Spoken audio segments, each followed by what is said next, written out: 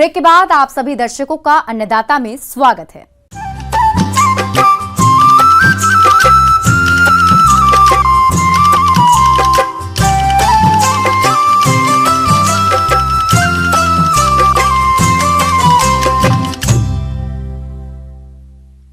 पिछले कुछ सालों में भारतीय बाजार में मशरूम की मांग तेजी से बढ़ी है।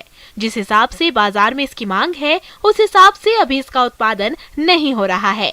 ऐसे में किसान मशरूम की खेती करके अच्छा मुनाफा कमा सकते हैं। तो जो किसान ऑयस्टर मशरूम की खेती करने की योजना बना रहे हैं, वो किस प्रकार से करें ऑयस्टर मशरूम का उत्पादन, इस बारे में जानकारी दे रही हैं कृषि विज्ञान केंद्र शहडोल की वरिष्ठ वैज्ञानिक डॉक्टर अल्पना शर्मा।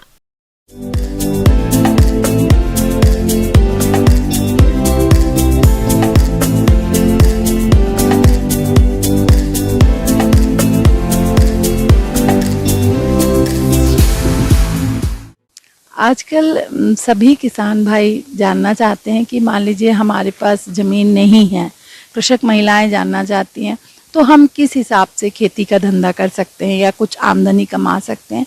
तो उनके लिए बहुत सटीक उपाय है कि वो ऑयस्टर मशरूम का उत्पादन करें। किसान भाइयों, यदि हम ऑयस्टर मशरूम की उन्नत किस्मों की बात करें तो इसमें प्रमुख हैं प्लूरोटस सुडोर काजू, प्लूरोटस फ्लोरिडा, प्लूरोटस फ्लैविलेटिस। आप इनमें से किसी भी किस्म का चयन कर मशरूम का उत्पादन कर सकते हैं। तो जानते हैं कि ऑयस्टर मशरूम कैसे उगाना है। तो इसको उगाने के लिए आपको बहुत ज़्यादा कोई भी साधन की आवश्यकता नहीं है। आपके पास अगर कोई कच्चे का मकान खाली पड़ा हुआ है या पक्के का कमरा कोई खाली पड़ा है तो उसमें आप ऑयस्टर मशरूम उगा सकते हैं, या फिर एक झोपड़ी बना के भी आप उगा सकते हैं। इसके लिए आपको जो जैसे अपने गेहूं का भूसा हुआ, और मान लीजिए वो नहीं है आपके पास, धान की पुआल है, तो उसको भी आप एक बराबर छोटी उसमें लंबाई में काट के बहुत छोटे छोटे टुकड़े करके और उसके ऊपर आप मशरूम का बीज डाल के और फिर इसकी बिजाई करके पन्नियों में इन मशरूम का उत्पादन किया जा सकता है। तो मशरूम का जो बीज रहता है उसको हम लोग स्पान बोलते हैं। और आप देखिए कि इसका मतलब आपको कुछ भी इसमें लागत नहीं आएगी, ना कि बराबर लागत आएगी, और इसमें आपको कोई मेहनत का कार्य भी नहीं है। आप इत्मीनान से आप पहले जो आपका मशरूम का बेस है, मतलब गेहूं का भूसा हुआ या धान का पुआल है, उसको आप पहले तैयार करना है।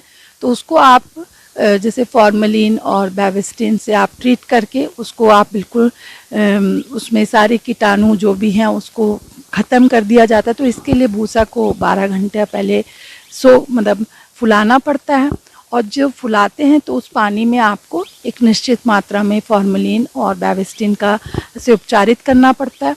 फिर 12 घंटे के बाद इसका पूरा पानी अपन निकाल देते हैं और इस साफ भूसे को फैला के और फिर उसका थोड़ा सा हल्का उसका मॉइस्चर ख़त्म करते हैं, नमी उसमें से ख़त्म करते हैं। और फिर जब एक आपको लगने लगता है कि हाँ ये अर्ध सूखा टाइप का आपका भूसा, ट्रीटेड भूसा तैयार है, तो इसको परत द परत अपन पन्नियों में भरते हैं। किसान भाइयों, ऑयस्टर मशरूम के स्पॉन की बिजाई करने के लिए भूसे में 68 से 70% नमी का होना आवश्यक होता है, और इसके अच्छे उत्पादन के लिए 100 किलोग्राम भूसे में 3 किलोग्राम स्पॉन मिलाना जरूरी होता है। जैसे मशरूम को अपन को उगाना है तो उसके लिए आप कहीं भी दुकान में जाएंगे तो आप 5 किलो की जो पन्नी रहती हैं, 5 किलो शक्कर वाली पन्नी, आप उसको खरीद सकते हैं। और आपको जो उपचारित भूसा है उसको मान लीजिए आप जैसे 5 सेंटीमीटर करीब आपने उपचारित भूसा भर लिया पन्नियों में। फिर आप एक बार क्लॉकवाइज डायरेक्शन में आप बीज को ऐसे घुमा के आप उसको एक परत आपने, एक लाइन आपने बीज की डाल दी, फिर उसको एक परत आपने फिर भूसा का डाला, फिर उसके ऊपर बीज को डाला। तो समझिए आप, और बहुत अच्छे से आपको इसको दबा दबा के प्रेस करना है। तो आप देखेंगे कि उन पन्नियों में 5 परत आपकी भूसे की रहती है और 4 परत आपकी मशरूम बीज की रहती है।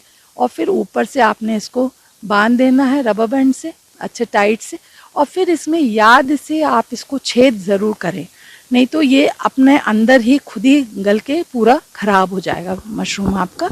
तो आप ये सावधानियां ज़रूर से अपनाएं। इसके बाद ऑयस्टर मशरूम उत्पादन गृह की अच्छी तरह से सफाई कर लेना चाहिए, जिससे कि मशरूम में किसी भी तरह की बीमारी न फैले। इसके अलावा मशरूम गृह का तापमान 23 से 25 डिग्री सेंटीग्रेड होना चाहिए और आर्द्रता 70 से 85% तक बनाएं, जिससे कि ऑयस्टर मशरूम का विकास अच्छे प्रकार से हो सके। जैसे मशरूम आपने उगने के लिए रखा है, तो जो कमरा है उसको 20-21 दिन तक बिल्कुल अंधेरा वहाँ बनाए रखें।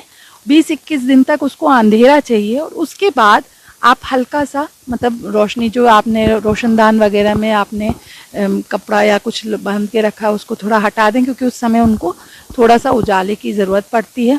और आप देखें कि एक बार जैसे पन्नी में से आपके थोड़े से मशरूम थोड़े बहुत निकल आए हैं 4-5, उस समय किसी तेज़ धार वाली चाकू से आप इन पन्नियों को काट के अलग कर दें और वो जो भूसा है, भूसा पूरी तरह से आपका देखिएगा संगठित हो जाएगा और पूरा सफ़ेद कवक जो मशरूम का कवक है उसकी तरफ, तो वो एक पोटली नुमा पूरा तैयार हो जाएगा।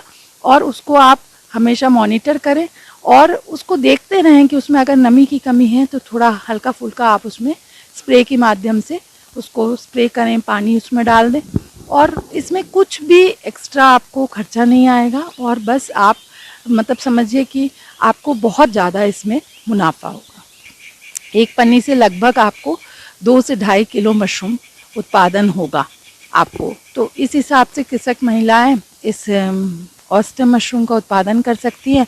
और आजकल मतलब सभी लोगों को पता है कि मशरूम पोषक तत्वों से भरपूर है और हर आयु वर्ग के लिए बहुत ही उपयोगी है, चाहे वो महिला हो और छोटे बच्चे हों, चाहे किशोरी लोग हों और या फिर बूढ़े इंसान हों, सभी के लिए। और मशरूम मतलब जो रोगियों हैं, कैंसर के रोगी हैं, उनके लिए भी बहुत फ़ायदेमंद है, महिलाओं के लिए, किशोरियों के लिए भी बहुत फ़ायदेमंद है। तो ये हर कोई मशरूम के बारे में सबको जानकारी है, तो आप बाज़ार में इसको जो ताज़ा मशरूम है उसको भी आराम से बेच पाते हैं।